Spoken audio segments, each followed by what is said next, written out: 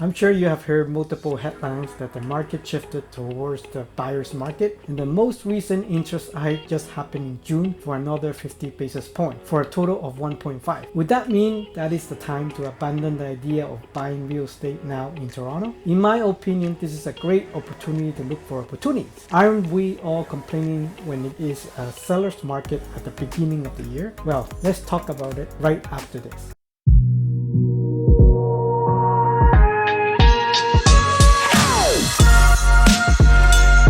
Hi, welcome back to AV Team Real Estate channel. I'm Antonio, a local real estate agent in the Toronto GTA. If you are thinking of relocating or planning to sell or buy or investment advice, feel free to reach out someone in our team or myself. We are happy to help. Look at the description below. There is a link for you to book an appointment or give us a call at 416-836-8987 or drop us an email or visit our website for more contact information. And before I forget, please hit the like button and consider subscribing to our channel if you enjoy our videos that we put out every week. Now let's get back to the video. You may have heard about the word month for inventory from many analysts or real estate agents and what that means and how that applies to either a buyer's market or a seller market. To put it another way, the month of inventory are calculated by dividing the number of active listings by the total number of sold transactions. If there is fewer than 3 months of inventory, the analysts will usually believe it is a seller's market. Because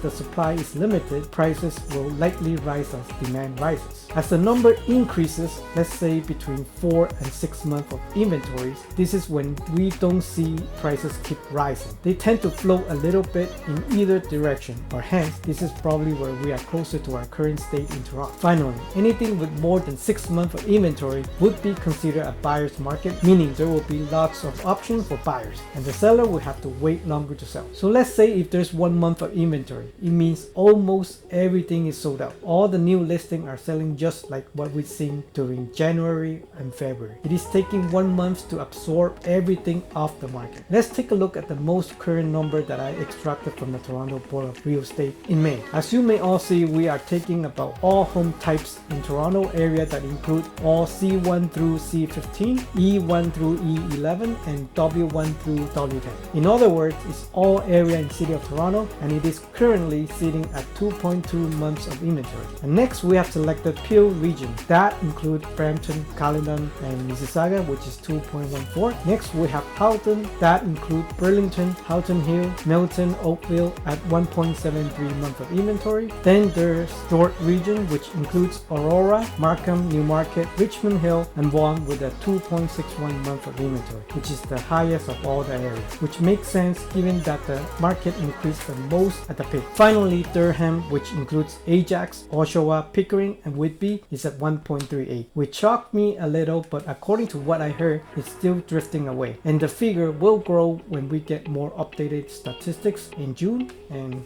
perhaps July. So what we can draw from this is that the absorption rate based on months of inventory is nearing 3, which means that the market is entering a balanced market. Although technically we are not in the buyer's market, that is substantially better than when I was dealing with a handful of clients in the early month of the year and they thought it was nearly impossible not to engage in multiple offers. It was a disappointment time after time, watching the properties priced out almost every time. Yes, the rate hike will discourage people from purchasing, which is what it is designed to do as part of the battle against the inflation. But in my opinion, you will be able to find deals that meet your needs. Look, I was frustrated back in February, and that is the reason why I stated in this video I had in the past. Here is the link to the video if you are interested to hear what I said back in February. But for now, after the rate hike, this could be a good news for the buyers. Especially for first-time home buyers, they should avoid news claiming that now is a horrible time to purchase and that the market will continue to crash.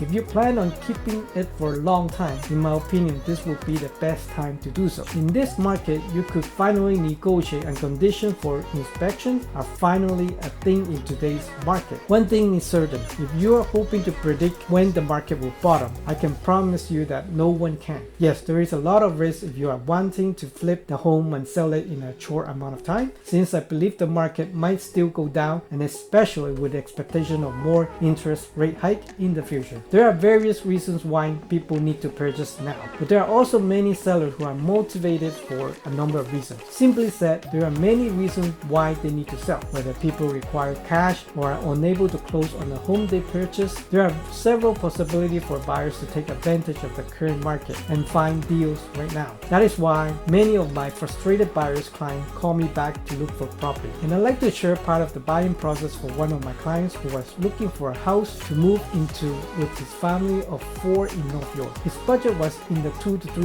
million range, and he had been looking since the beginning of May for a reason that I just described. He thinks there are good opportunities since the market is shifting. Okay, let's take a look at this example here for a client that is looking for a home in North York. Target was between 1.4 million to 3 million, and we have 25 properties that I selected for the client to take a look, and we can analyze this together. Here is the Toronto map, and we are looking in the section of north of 401, anything that is east of 404, and also west of Dauphin Street. And the section that he is interested was the C06, 07, 14, and C15. So as you can see here, this area here is everything within the area of 6, 14, 7, and all this region here. So homes that is between 1.4 million to 3 millions. And first thing you notice here in the category here, there's only few that were sold in this time frame. Most of them was in the price change territory where they might be sitting there for a long time. So this is price change, and there are a few more that are terminated, hasn't been able to sell, and also suspended. Another area you want to take a look to is the days on the market. It seems like the days on the market being much longer. There were actually 6 properties that were sold out of the 25 I selected. As you can see, all this time frame was sold in May.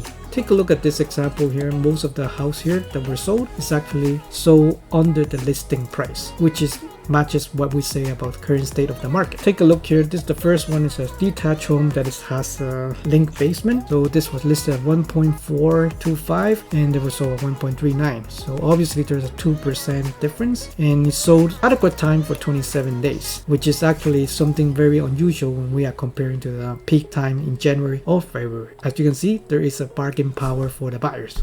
So moving on to a second example. This is a rare example which listed for 1.4, and for matter of fact, this is the only property that was actually sold higher than the listing price. So what this tells us is that in the current state, there are still good properties that can be sold at a higher price than the listing price. So good property still selling good price. It's only been 10 days, so this is a good example for that. Moving on to the next example that was listed at 2.1 and sold for less. So let's take a look. This is obviously have been sold for 6% less. We're talking about a good chunk of money being discounted, and it only took 10 days, which is not too bad. Now moving on to the next example, Ellerslie. It was listed for 2.3 and sold for 2.25. This took quite a while, more than 62 days. For this example, you can see that the buyer had a good outcome where they had almost $100,000 difference, which is a good chunk. So this actually demonstrates the current market where if you're looking for something that you want to move in yourself, so this means that you are looking for maybe long period of time, so you don't mind how this price changes in a short period of time. But if you're looking something for less than 5 years, or you're looking to flip in a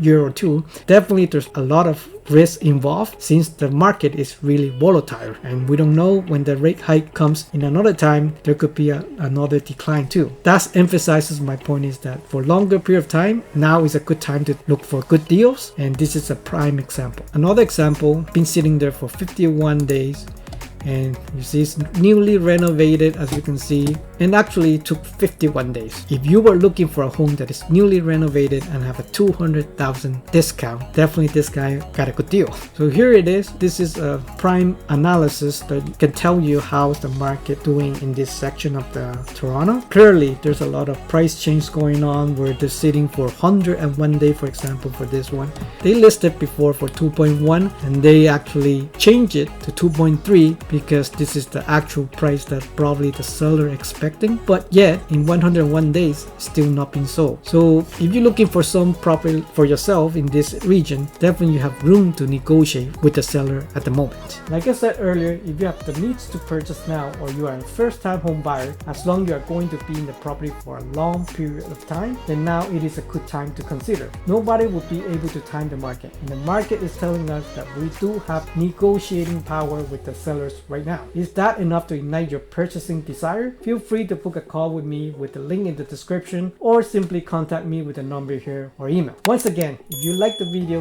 don't forget to hit the like button and consider subscribing to our channel so that I could feel more comfortable making videos just like this for you. Hope you have a great day, and I'll see you in the next video. Bye.